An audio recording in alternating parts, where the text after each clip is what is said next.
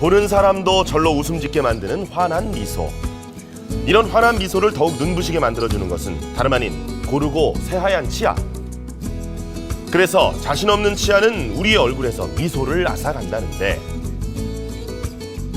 당신의 환한 미소를 되찾아줄 치아 성형의 모든 것을 지금 헬로우 닥터에서 알려드리겠습니다.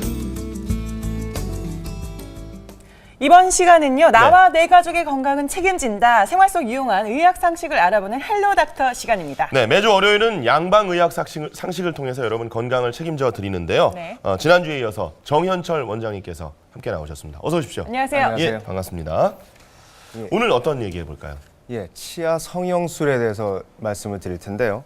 치아 성형은 치아의 모양을 예쁘게 성형한다는 의미인데요. 그 시간의 가운데서 치아 성형 가운데 치아 라미네이트, 치아 미백, 올세라믹, 잇몸 성형에 대해서 주로 집중적으로 얘기를 나누도록 하겠습니다. 네. 이렇게 사람이 만났을 때 상대방이 환하게 웃을 때 이빨이 다 드러나잖아요, 네. 이가. 그때 하얀 치아를 보면 너무 예뻐 보이는 거예요. 이미진 씨도 하얗잖아요. 저보다 예. 더 하얀 사람들도 많더라고요. 근데 더 하얘지고 싶은데 네. 치아 미백이란 게 도대체 뭔가요?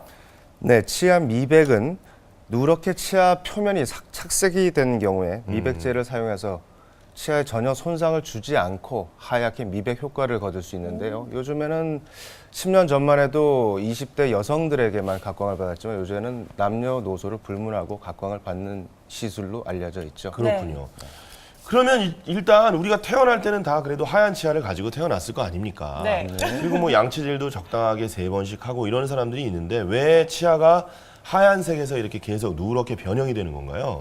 예, 치아 변색에는 여러 가지 이유가 있는데 예. 화면을 보면서 자세하게 설명을 드리겠습니다. 네. 먼저 노화의 이유를 들 수 있겠는데요. 노화가 진행됨에 따라서 상아질의 색깔이 누렇게 바뀌게 되고 더불어서 치아의 착색이나 변색이 될 수 있는 환경이 만들어지죠. 다음으로 커피, 홍차, 담배, 콜라 등과 같은 기호식품은 색소가 강해서 많이 마시거나 섭취할 경우에 치아가 누렇게 착색이 되는데 김치는 좀 다릅니다. 김치는 워낙 사이즈가 크기 때문에 거기에 들어가지 않고요. 그 밖에 음식물 찌꺼기가 축적되면 치석을 형성하기도 하고 치아 변색의 주 원인이 되고 또 한 가지의 방법은 네 번째로는 테트라사이클린이라는 종류의 항생제나 액상철분제제, 불소의 과다 복용으로 해서 치아 변색이 일어나기도 하죠. 그렇군요.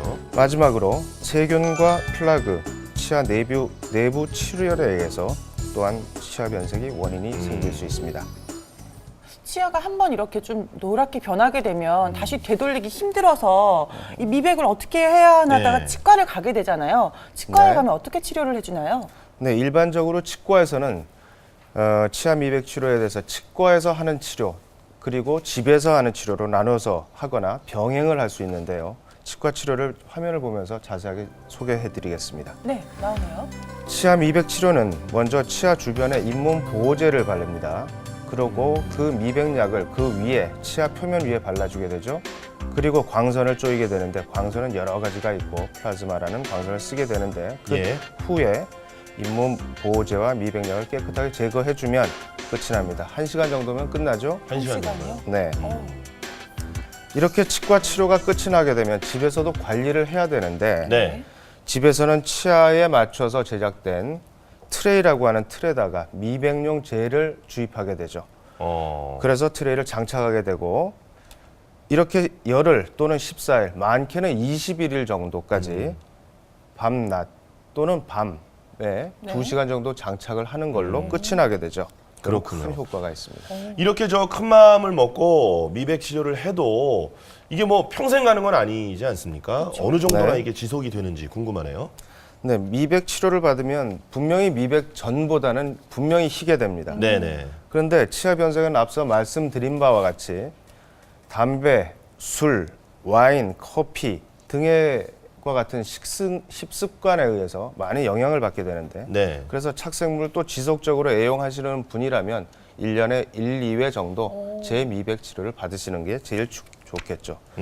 또는 미백 치약을 사용하는 거 일주일에 한 번 정도 사용하면 또 큰 도움이 됩니다. 그렇군요. 미백 치약. 예.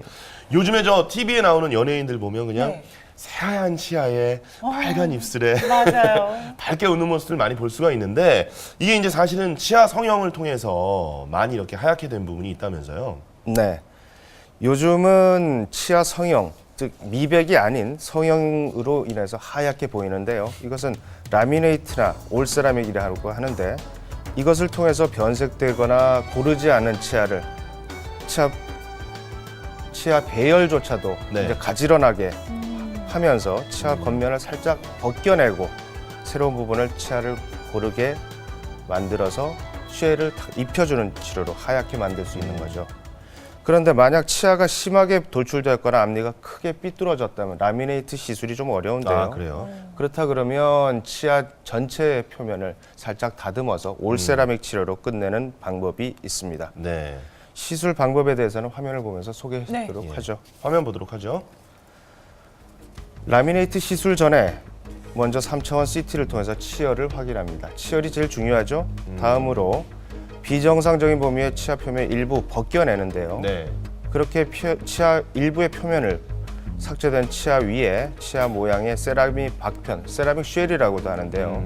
이 겉면을 부착하는 것으로 시술은 끝이 나게 됩니다. 올세라믹 역시 같은 방법인데 단 치아 일부를 삭제하는 라미네이트와는 좀 다르고 치아 전체를 좀 다듬는 방법이라는 면에서 좀 다른 점이 있겠고요. 라미네이트와 올세라믹은 열흘 정도 또는 7일 정도, 일주일 정도면 끝나는 방법이죠. 급속 교정이라고도 합니다. 네. 근데요, 이 혹시 이 라미네이트나 올세라믹을 시술하고 난 다음에 좀 주의해야 될 점이 좀 많을 것 같은 생각이 드는데 어떤 게 있을까요? 그렇습니다. 라미네이트나 올세라믹은 치료 못지않게 치료 후에 관리가 참 중요한데요. 네. 그것도 화면을 보면서 설명을 네. 드리도록 하겠습니다. 네. 먼저 라미네이트는 하루 이상 지나야 접착제가 완전히 굳기 때문에 시술 후에 당일에는 딱딱한 음식을 먹을 때 각별히 주의해야 되고 두 번째로는 아까도 말씀드렸다 같이 시술 후에 3, 4일 정도는 오징어, 아몬드, 무 등과 같은 단단한 음식 섭취를 좀 주의하시는 게 네. 좋고요. 그 다음에 6개월 정도까지는 좀 주의하시는 게 가장 좋고 세 번째로는 너무 차거나 뜨거운 음식은 좀 피하죠. 네. 마지막으로 칫솔질 후에 치실 등 구강 보조 제품, 위생용품을 활용해서 청결에 신경을 쓰시는 것이 또 가장 중요하게 되겠죠. 자, 역시 뭐 꾸준한 관리가 참 필요하겠다라는 걸 느끼게 되는데 네. 자, 지금까지 이제 치아 성형에 대해서 알아봤고 네. 요즘에 또 잇몸 변색이 돼가지고 고민하시는 분들이 많은 것 같아요. 맞아요. 잇몸의 색깔이라든지 이런 것들이 왜 변형이 되는 건지 일단 이유부터 좀 알려주시죠.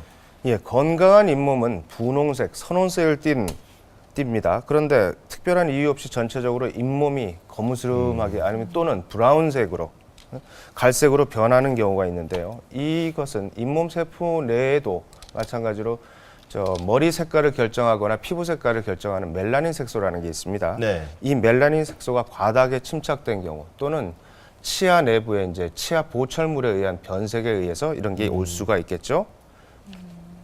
그러면 이런 것들은 또 어떻게 치료를 하나요? 예, 잇몸 미백이라는 방법이 있는데요. 네. 그런 치료 술식은 잇몸 미백이라는 방법은 잇몸을 간단하게 벗겨내는 방법이라고 알고 계시면 되는데 이 벗겨내는 걸로 원래 밝고 건강한 분홍색으로 회복이 가능합니다. 100% 네. 가능하고요. 자, 그 방법은 먼저 젤 타입의 도포 마취나 간단한 국소 마취 또는 마취를 하지 않기도 하는데요. 수술용 칼이 아닌 무서워하시는 칼이 아닌 레이저, 다이아몬드, 네. 바, 그다음에 전자 나이프 등을 병행 사용해서 비늘 벗겨내듯이 네. 잇몸을 살짝 벗겨내는 치료인데요. 30분 정도면 끝나요. 그리고 윗몸 입술, 윗몸 잇몸이나 아래쪽 잇몸을 두 번에 나눠서 하거나 한 번으로 끝나는 그런 간단한 방법이죠.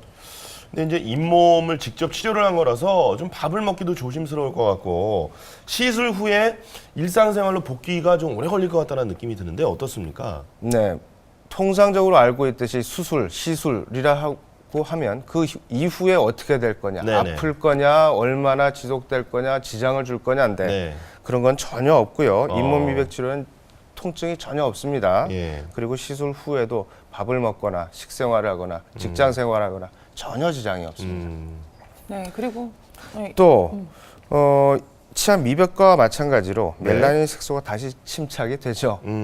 또 시간이 그렇죠, 갈수록 그렇죠. 침착이 예. 되는데 그렇다고 치료 이전 상태로 다시 복귀되는 경우는 없어요. 아, 그러므로 만약에 그런 징후가 보인다면 본인이 알고 있기 때문에 네. 그건 3년이나 5년 단위로 반복적으로 시술을 가볍게 해주는 것이 좋죠. 그렇군요. 그리고요, 또 잇몸 미백 말고 잇몸이 좀 울퉁불퉁하고 높낮이가 안 맞아서 웃을 때 좀 신경 많이 쓰시는 분들 계시더라고요. 네, 네. 그렇습니다. 그 잇몸 성형이라는 수식도 있는데요. 이 잇몸 성형이라는 시술 방법은 말씀하신 것처럼 잇몸 높낮이가 일정하지 않아서 울퉁불퉁하거나 이가 비대칭적인 잇몸을 가지고 있거나 네. 또는 웃을 때 많이 드러나는 잇몸이 있거나 그런 분들은 참 웃을 때 고민이 많거든요. 네. 그런 경우 살짝 잇몸 라인을 정돈한다는 그런 정도의 수식으로 가장 간편하고요. 네. 이 잇몸 성형술도 뭐 그렇게 무서운 수식이 아니고 간단한 잇몸 마취 또는 국소 도포 마취 하에 이제 특수 현미경 하에 또 전자 나이프나 레이저 수술용 칼이 아닙니다. 네. 네. 그리고 잇몸을 가지런하게 절제 또는 다듬는다고 볼 수 있죠. 간단한 방법입니다. 무섭지도 않네요. 네, 전혀 안 무섭습니다. 자, 오늘 그 여러 가지 치아 성형에 대해서 도움 말씀 들었습니다. 정현철 원장님과 함께 헬로 닥터 함께했습니다. 네. 오늘 대단히 고맙습니다. 감사합니다. 고맙습니다. 수고하셨습니다.